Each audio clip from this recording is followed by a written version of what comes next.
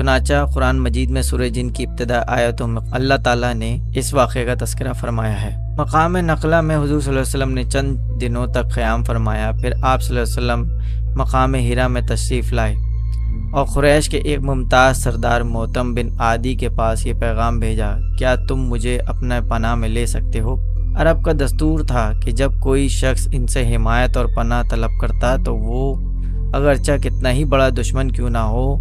وہ پناہ دینے سے انکار نہیں کر سکتے تھے۔ چنانچہ موتم بن عادی نے حضور صلی اللہ علیہ وسلم کو اپنی پناہ میں لے لیا اور اپنے بیٹوں کو حکم دیا کہ تم ہتھیار